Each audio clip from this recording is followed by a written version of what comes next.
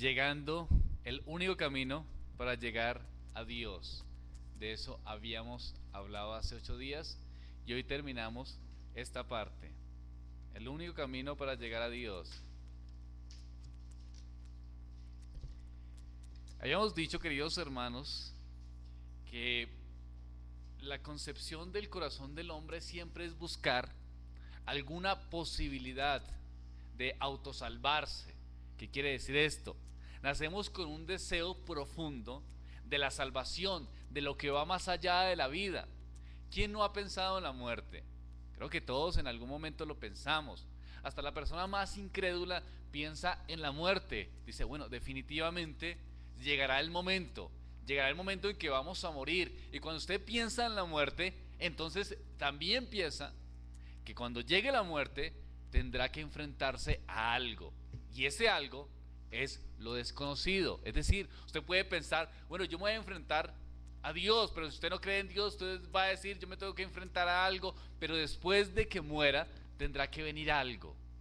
Entonces, como tenemos esa tendencia humana de que sabemos de que vamos a enfrentarnos a algo después de la muerte, también en nuestras conciencias, como la ley está escrita en nuestros corazones, reconocemos que debemos de alguna manera estar listos para ese momento.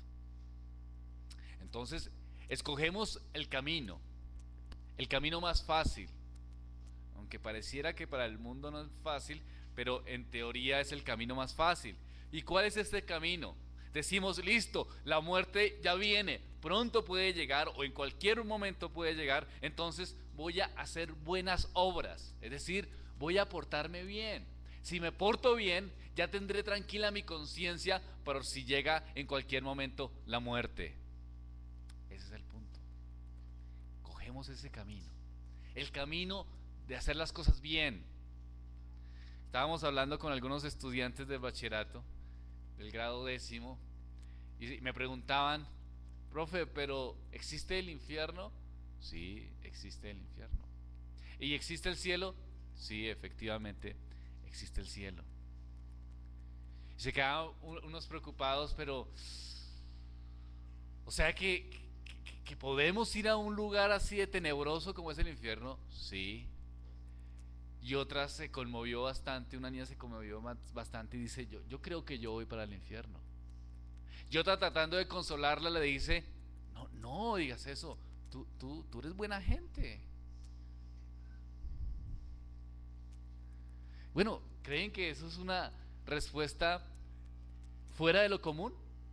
No, es común. Tú eres buena gente, realmente tienes cosas positivas. ¿Cómo vas a enfrentar una situación como el infierno? ¿Por qué? Porque los hombres tenemos la tendencia de buscar el camino de las obras para tratar de callar nuestras conciencias, porque sabemos que la muerte es el símbolo de la ira de Dios. Y es un juez justo que está pidiendo entonces justicia. Gálatas entonces, capítulo 3, versículos del 10 al 14 dice, porque todos los que dependen de las obras de la ley están como, dicen las escrituras, bajo maldición, pues escrito está, maldito todo aquel que no perteneciere en todas las cosas escritas en el libro de la ley para hacerlas. Que por la ley ninguno se justifica para con Dios. Evidente, porque el justo por la fe vivirá. Y la ley no es de fe, sino que dice, el que quiere estas cosas vivirá por ellas. Cristo nos redimió de la maldición de la ley, hecho por nosotros maldición, porque escrito está, maldito todo aquel que es colgado de un madero. Para que en Cristo Jesús la bendición de Abraham alcanzase a los gentiles, a fin de que por la fe recibiésemos la promesa del Espíritu. En este pasaje habíamos hablado que podemos ver el camino de la ley y el camino de la ley, en términos prácticos. Sin embargo, el camino de la ley no sirve. Es decir, como hablábamos hace 8 días, es como esa carretera que está en un buen estado, pero que tiene un peaje, pero en este caso no es un peaje caro, sino que este caso es un peaje imposible de pagar. Es decir, nosotros por la ley no podemos tan siquiera cumplir las normas que la ley estimula para ser salvos.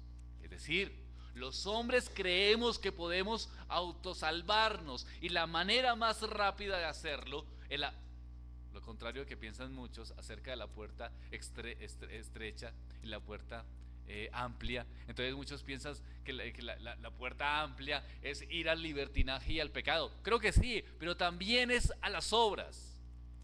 Es pensar que yo puedo salvarme porque soy buena gente. Es decir, viene la muerte, estoy a punto de enfrentarla en cualquier momento, en cualquier hora. Todos podemos enfrentar la muerte. Ahora, voy a enfrentar la muerte. Entonces, ¿qué tengo que hacer? Piensa las conciencias. Bueno, la verdad es que voy a morir. Entonces, ¿qué voy a hacer antes de que muera? Pues voy a hacer buenas cosas. Voy a hacer buenas cosas. ¿Cómo se sienten las personas cuando hacen buenas cosas? Tranquilos. ¿En qué sentido se sienten tranquilos? Que ya sus almas pareciera entonces que van a tener que descanso. ¿Pero será que lo tienen? No. Siguen la cosa en su corazón y saben y tratan de hacer otra cosa y tratan de hacer otra cosa y otra cosa, tratando de buscar la forma en satisfacer su alma. Ahora, la ley es incapaz, queridos hermanos, de llevarnos a Dios. Dice el versículo 10: maldito sea quien no practique fielmente todo lo que está escrito en el libro de la ley. Entonces, la persona que pretende llegar por medio de sus obras, por medio de la obediencia a la ley, deberá hacer que su obediencia sea perfecta. O sea, si usted quiere escoger el camino de la ley, entonces tu obediencia tiene que ser perfecta. Mi pregunta es, ¿su obediencia es perfecta? ¿Has mentido? ¿Has engañado? ¿Has tenido malos pensamientos? Sí, entonces ya no es perfecta. Entonces ya elegiste el camino equivocado. Pero pareciera que es un camino fácil, porque no tendríamos que de alguna manera ir más allá y recostarnos en toda la gracia de Cristo Salvador. Pero realmente es un camino complicado e imposible de hacer. Ahora bien, como la ley es imposible de cumplirla y los hombres no podemos hacerla, sí, entonces, ¿de qué nos sirve la ley? Habíamos hablado, ¿no? ¿De qué nos sirve? Entonces, ¿para qué la ley? Y vimos algunos aspectos.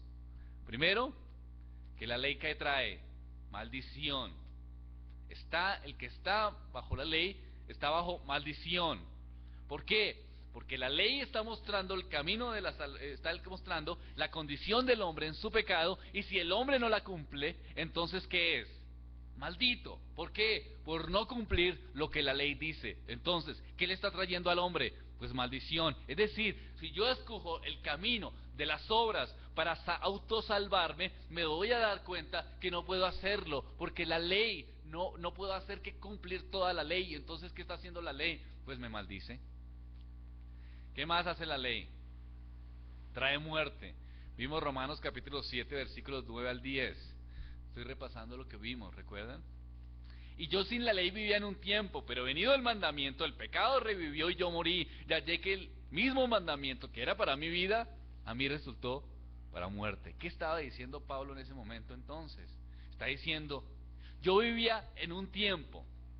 ¿Qué quiere decir eso? ¿Que antes no conocía la ley? Sí, la conocía, era miembro del Sanedrín. Entonces, ¿por qué dice que yo sin la ley vivía en un tiempo? Porque Pablo no tenía una comprensión de la ley. Pero venido el mandamiento, ¿qué quiere decir esto? Pero cuando ya comprendo la ley, entonces ¿qué pasa? ¿Qué pasa entonces cuando yo estoy comprendiendo la ley? Que el pecado que revivió. O sea, no quiere decir que el pecado no estuviera ahí estaba el pecado. Pero cuando entendió lo que era el pecado, entonces el pecado empezó a florecer en la conciencia de uno. ¿Qué quiere decir esto? Que muchos de los hombres viven pecando, pero creen que no están pecando. Ese es el punto. Cuando se encuentran con la ley y la ley les dice que están pecando, entonces ahí es como dice el apóstol Pablo, que el pecado revivió. Es decir, tuve la comprensión, pero para tener esa comprensión de lo que estaba pecando, ¿por qué fue? Por la ley. La ley. Y cuando comprendo que estoy pecando, entonces dice Pablo, el pecado revivió y yo morí. Y hallé que el mismo mandamiento, que era vida, a mí me resultó para muerte. Es decir, el mandamiento estaba diciendo que el que obedeciera esto, entonces estaría cumpliendo las cosas de acuerdo a Dios. Es lo correcto. Pero él se dio cuenta que no le estaba cumpliendo de acuerdo a Dios. Entonces, ¿qué le trajo ese mandamiento? Muerte, muerte. Porque la paga del pecado, ¿qué es? Muerte. ¿Quién le mostró que estaba muerto? La ley. O sea que la ley trae muerte. La ley declara al hombre culpable, dice también el apóstol Pablo en Romanos capítulo 3 versículo 19. Pero sabemos que todo lo que la ley dice lo dice a los que están bajo la ley, para que toda boca se cierre y todo el mundo quede bajo el juicio de Dios. El hombre en pecado no puede cumplir la ley porque está condenado. Por cuanto todos pecaron, dice el versículo 23, y están destituidos de la gloria de Dios. Entonces, la ley trae maldición, la ley trae muerte, la ley declara al hombre culpable. Ahora, vimos los aspectos positivos también de la ley. La ley promueve un patrón de justicia, es decir, la ley es buena, es de Dios. La ley es santa, es perfecta, que convierte al alma. Vimos el Salmo 19, del 7 al 9. Revela la santidad y la bondad de Dios, es decir, la ley nos muestra la verdad santa de un Dios santo. Hasta ahí quedamos. Bien, hermanos. Ahora, el problema entonces, continuamos con el sermón. No es la falla aquí, no es la ley. ¿Dónde está la falla? En nosotros. ¿Por qué? Porque si tratamos de usar la ley como una forma de llegar a Dios, entonces vamos a sentir que estamos faltando. Vamos a Gálatas, capítulo 23.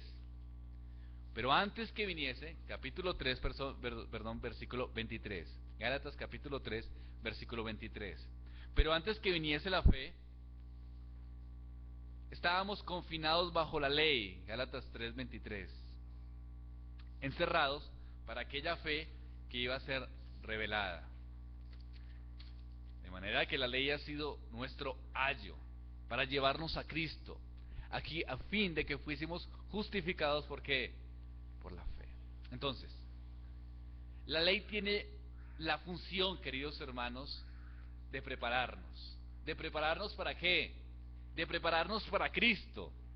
La ley, queridos hermanos, realmente es justa, es buena y es santa. Muchos han tratado de decir que el Antiguo Testamento y las leyes del Antiguo Testamento eran como algo negativo, y que el apóstol Pablo lo que está diciendo acá es que miren, la ley definitivamente no sirvió, pero ahora ustedes van a estar bajo la cobertura de la gracia, y entonces es una nueva forma de ver las cosas. No, el apóstol Pablo nunca, o el escritor aquí, nunca está despreciando la ley. Despreciar la ley y el Antiguo Testamento es despreciar la palabra de Dios. ¿Cómo puede Dios decir en su palabra lo justo y lo correcto, y en el Nuevo Testamento decirnos lo del Antiguo, no, eso no servía, ahora esto sí sirve? Lo que está haciendo el apóstol Pablo es decir lo que es incorrecto. ¿Qué es incorrecto entonces? Utilizar la ley como medio ¿para qué? Para salvación. El escritor dice entonces, de Hebreos dice,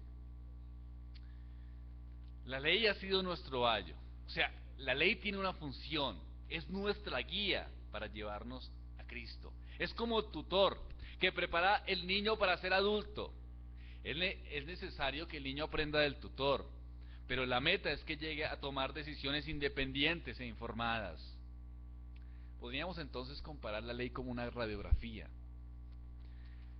En esta semana, hace como 20 días, tuve un esguince y entonces estaba muy preocupado. Fui a la cita médica. La doctora me dijo, bueno, usted aquí tiene una hernia, tiene otra hernia acá. Entonces, claro, casi me entro casi me da un soponcio también en el corazón. Hernia y el corazón, juntas cosas. Claro, yo pensé una cantidad de cosas. Entonces ella me dijo, bueno, va a tener una radiografía. Entonces fui con el malestar, me tomaron la radiografía y la doctora dijo, mire, aquí no tiene nada, tienes esto, lo que tienes esto y lo otro. Me explicó lo que tenía. Pero con la radiografía yo ya salí mejor. No, simplemente ¿qué hizo la radiografía? Me mostró lo que ¿qué? Lo que tenía. Pero la radiografía no me hizo sentir mejor. Bueno, de pronto en mi conciencia me sentí mejor porque no era una hernia, ¿no? Pero la radiografía no me sanó. Usted puede ir al médico y tomarse una radiografía y la radiografía no lo sana. Pero ¿qué hace la radiografía? Le dice lo que usted tiene. Mire, lo que usted tiene es esto, esto y esto, pero no lo cura. Solo sirve para revelar la naturaleza del problema. Demuestra la radiografía lo que queda oculto debajo de la piel, lo que está invisible al ojo humano.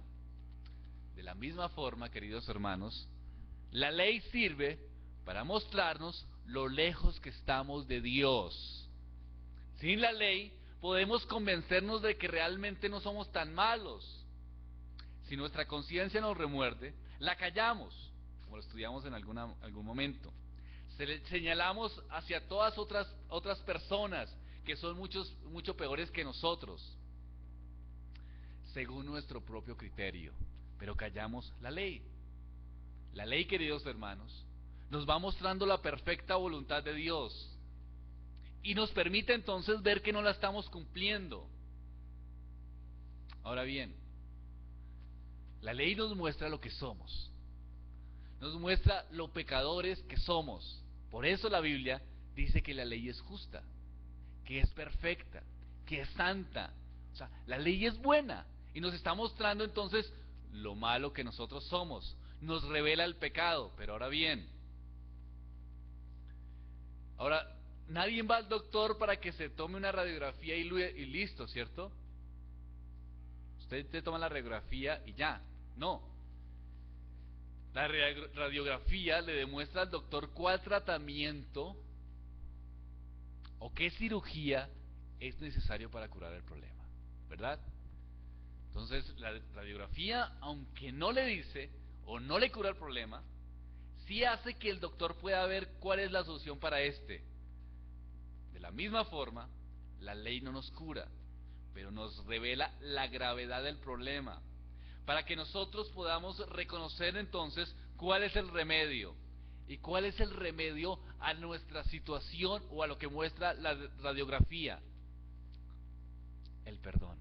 Es decir, nosotros hemos pecado contra Dios y cada que nos encontramos con la ley de Dios nos damos cuenta que somos más pecadores, que hemos fallado de muchas maneras, de muchas intenciones. Pecamos contra Dios con nuestras palabras, pecamos contra Dios con nuestros pensamientos, por más que hayamos intentado cumplir la salvación por medio de obras. Siempre nos encontramos que somos faltos.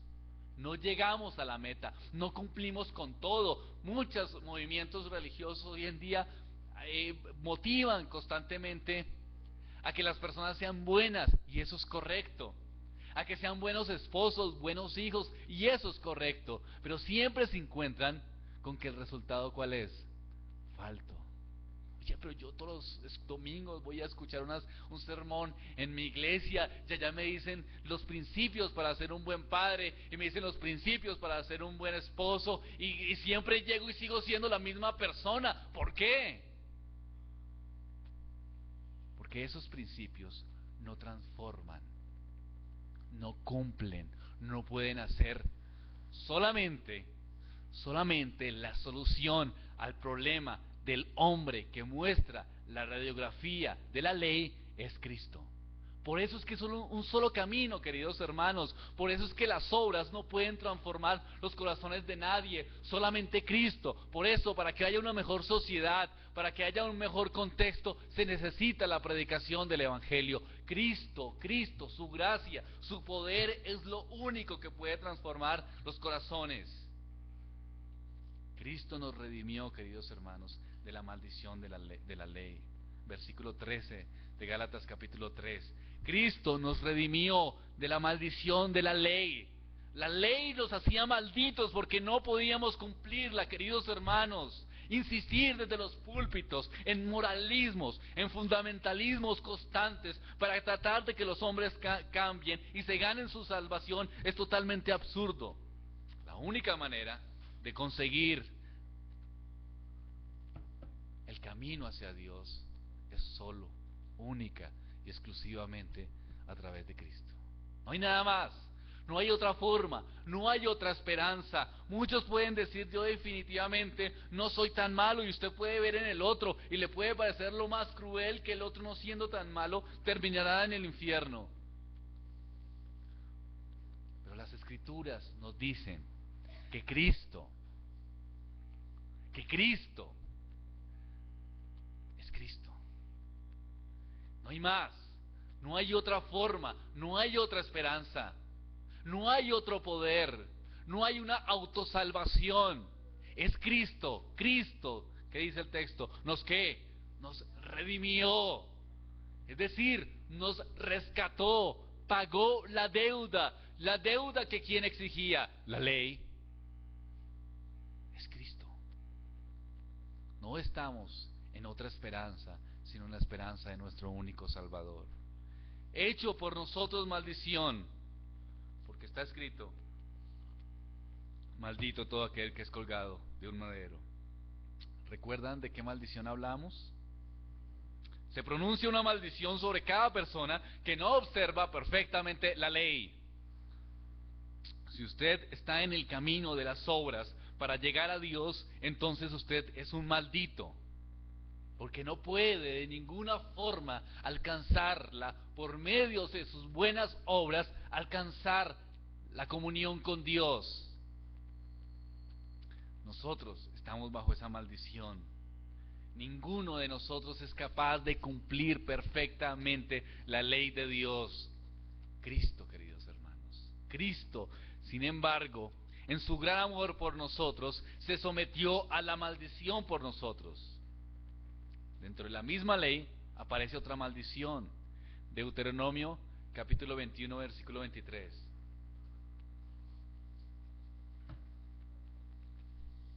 Deuteronomio capítulo 21, versículo 23.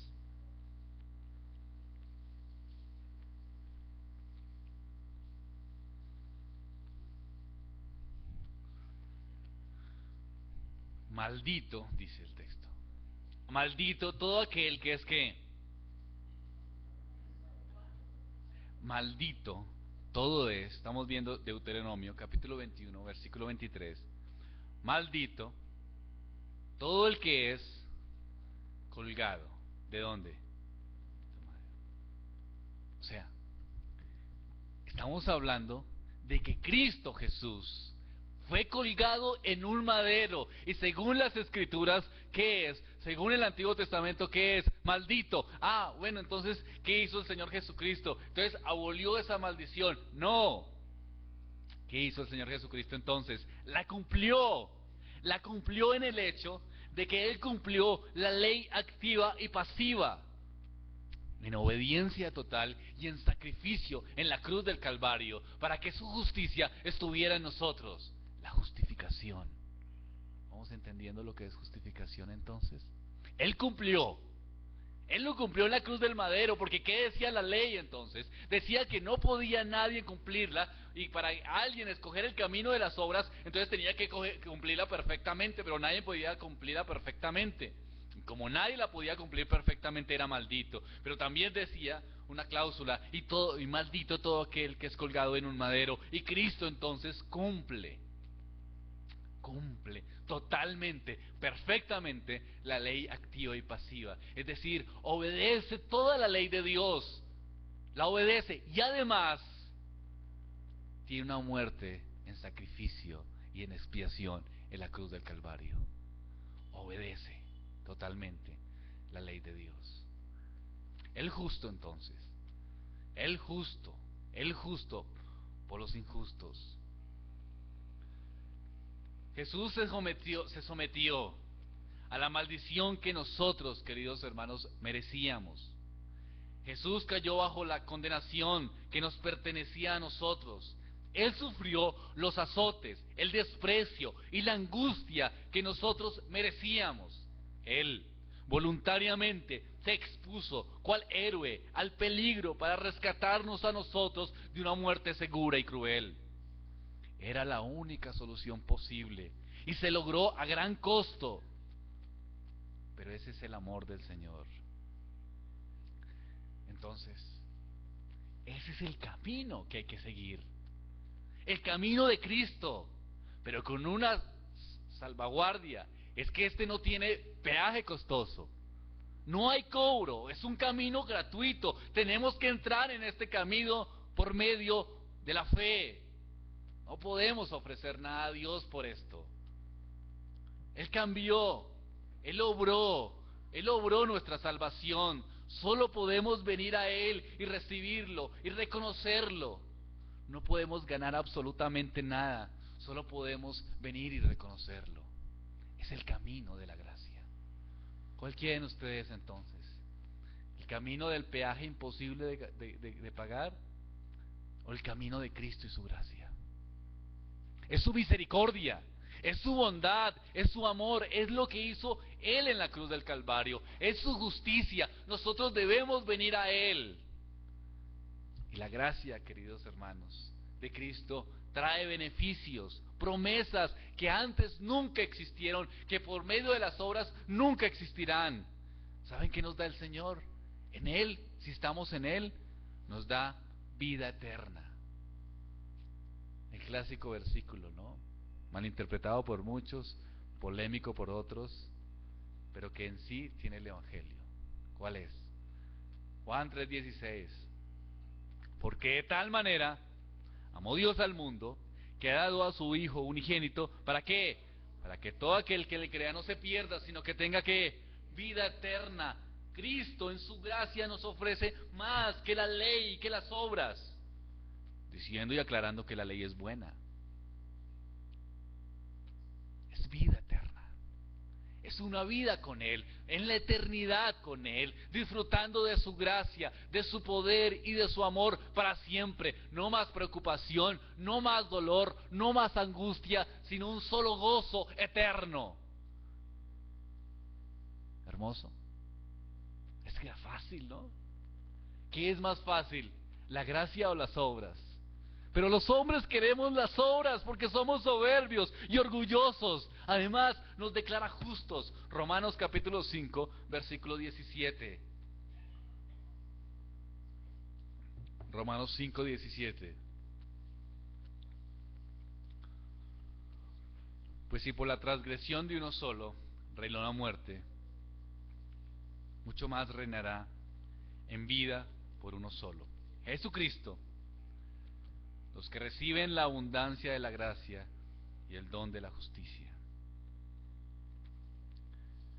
Cristo, su gracia, su don inmerecido, su obra perfecta, su cumplimiento perfecto, su justificación, como dice la confesión de fe, imputado en el creyente, puesto en el creyente, nos hace justos, nos hace santos, pero no nuestra propia justicia, sino la de ¿quién? La justicia de Cristo. Podemos descansar totalmente en Él, si venimos a Él, si reconocemos a Él. No más la lucha de las obras, porque las obras lo único que traerán es maldición. No más el intento de creerse santos y creerse buenos. No más bien la fe, reconociendo lo pecador que somos, reconociendo que solamente Cristo es la única esperanza salvífica, y viniendo a Él recibiremos la justicia. La justicia no nuestra, sino la de nuestro Padre Celestial. Justificados. Justificación es eso, la justicia de Cristo en nosotros. Eso es justificación. Triste que en muchas cosas, en algún momento tuve que ir a una iglesia de corte carismático. La primera pregunta que hice fue, era con referente al tema, ¿qué es justificación? Y todos se miraban y pensaba, bueno, a veces de pronto no recordamos cosas, pero es que es el centro del evangelio, ¿no? Un cristiano que no sepa lo que significa la justificación, pues entonces ¿por qué es cristiano? ¿Por qué es cristiano entonces? ¿Porque le va a ayudar Dios en cosas? porque quiere venir a ver Dios qué suple o qué necesidades les puede dar. No, el centro del Evangelio es su justicia, porque Él la cumplió perfectamente y por eso nosotros somos justificados. Es la suya, no la nuestra.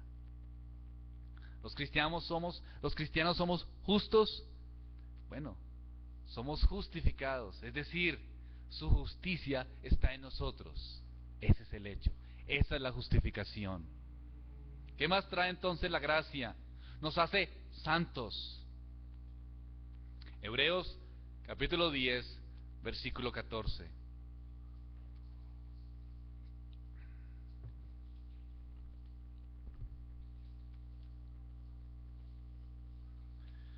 Hebreos 10:14 ya hace referencia también a este poder transformador de Cristo Jesús. Dice, porque con una sola ofrenda hizo ¿qué?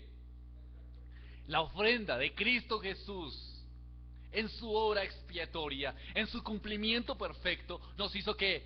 Perfectos. ¿Para qué? Para siempre. ¿A quiénes? A los santificados. Soy santo, pero esa santidad es por Él. Esa justificación es por Él. Esa justicia es por Él, es por Cristo. Cristo es el centro del Evangelio. Su justicia es el centro del Evangelio. Su gracia es el centro del Evangelio. El único camino para llegar a Dios definitivamente es Cristo. No sigan esforzándose en lo que no perdura. Sus obras serán carcomidas. Sus buenos comportamientos no serán trascendentes en la eternidad. Por más buenos padres que considere que usted es, por más buena gente que considere que usted es, si está sin Cristo, lo único que recibirá es condenación. El único camino para llegar a Dios es Cristo y su gracia. Y nos capacita, dice. Segunda de Tito, capítulo 2.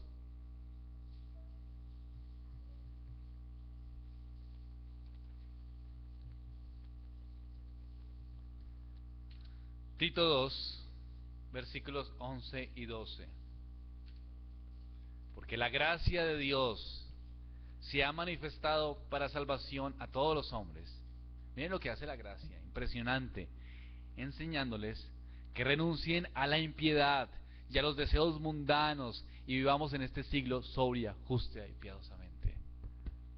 Si hay una mente dudosa que esté pensando, en esta iglesia están promoviendo la impiedad porque están hablando de la gracia y dejando a un lado de la ley, que no lo estamos haciendo porque hablamos de que la ley es vital. Pero si quieren tranquilizarse, queridos hermanos, la gracia conduce a los hombres a que sean piadosos. Ese es el punto también.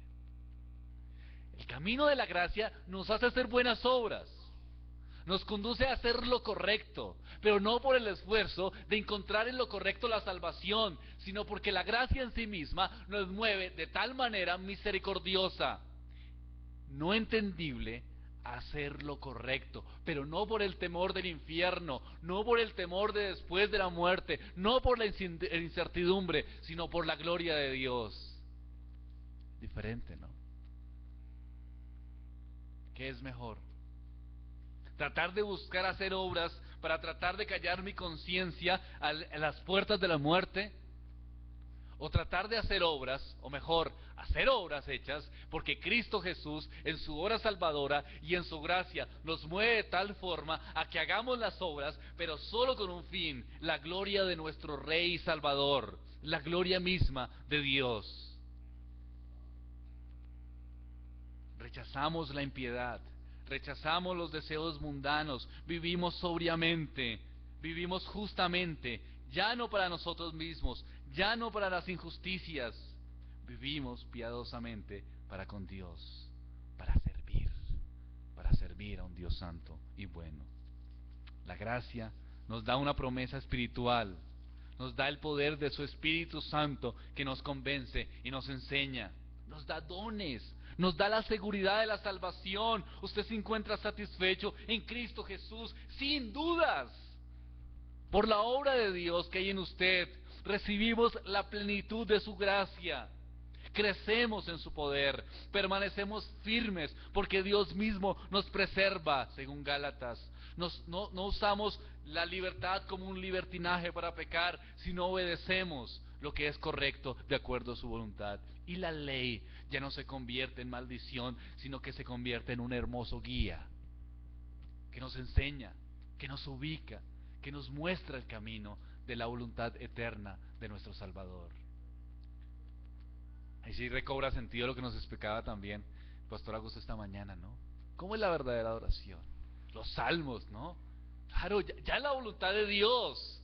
Vamos reconociendo cómo debemos adorarle, vamos reconociendo cómo debemos servirle, vamos reconociendo cómo es nuestra actitud frente a un Dios santo.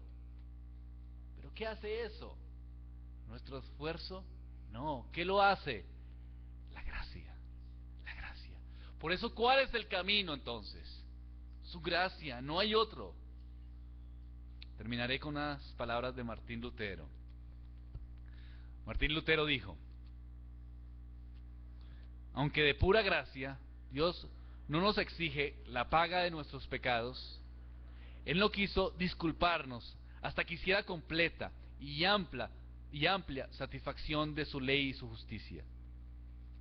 Ya que esto nos era imposible, Dios ordenó para nosotros, en nuestro lugar, a uno que tomó sobre sí mismo todo el castigo que merecemos.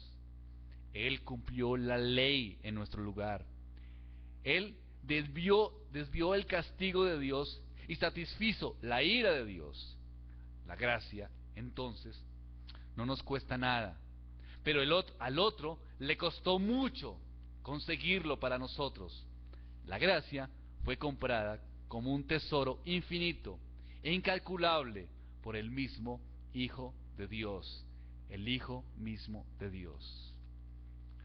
Finalizo. Hoy por fe puedes venir a Cristo. No puedes llegar a Dios por medio de tu ley. Tú no te comportas tan bien para llegar a Dios. Pero sí puedes comprender tu necesidad por medio de ella. Mira la ley de Dios y te darás cuenta lo falto que eres. Si la comprendes, entonces, como dice Pablo, entonces por el mandamiento revivirás a tu pecado. Y si entiendes tu pecado, ven a Cristo. Ven a Cristo. Deja el camino de tus propios intentos y lánzate, querido. Lánzate sobre la gracia de Dios. Oremos al Señor.